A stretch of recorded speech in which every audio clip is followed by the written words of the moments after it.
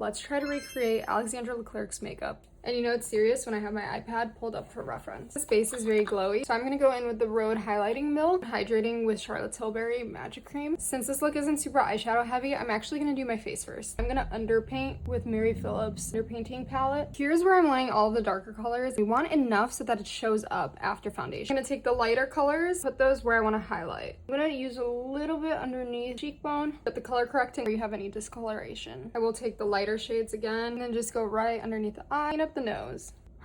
I forgot to do eyebrows. Let's do that really quick. She has a super natural brow. Take some eyebrow gel and fluff them up. Just fill in any sparse areas. Take a super fluffy brush, a tiny bit of foundation. This is enough, and start blending that out. Since this is super bronzy, I'm gonna go in with a very warm tone bronzer onto a fluffy brush. Just gonna tap that in right onto the tops of my cheeks to imagine where the sun would hit from above and like tan you naturally, if that makes sense. For blush, I'm gonna go in with this Giorgio Armani blush, and her blush actually comes all the way down to the apple of her cheeks and then up. It does have a very bright under eye. I'm gonna go in with a Kosas concealer that's a little bit lighter than my actual skin tone, and I'm gonna use this Rare Beauty brightening cream as well, and then just blend that together. Look at how bright that under eye looks. I'm gonna go in with Rhode's tan line and just kind of bring that pinkiness back. I do feel like I see a little bit of fake freckles, just a tiny bit though, very subtle. I want this makeup to last all night, so I'm gonna do the double setting method. First with a pressed powder, I'm using the Charlotte Tilbury Flawless Filter. I'm actually gonna go over that with a loose powder. I'm gonna take the Benefit bronzer in the shade Original, just go over where we had the cream bronzer to set that in. I'm gonna go in with this pinky Giorgio Armani shade, just set the blush. Of course, we have to go in with highlighter because this look is so glowy. I'm gonna go in with this bronzy color and then this champagne color. And hers starts like down here, and then I'm gonna bring it up. It's right at the apple of her cheeks. Added so much dimension to this look. So I'm just gonna go in with the same bronzer we used on her face and really drive that all over the lid. It's like she has a tiny bit of a darker shade. Go in with this color from the Mario palette. Really work that into the crease. Let's go back with the Dior highlighter. Take that champagne again, pack that right on the lid. Now go in with a more concentrated brush and pick up the white.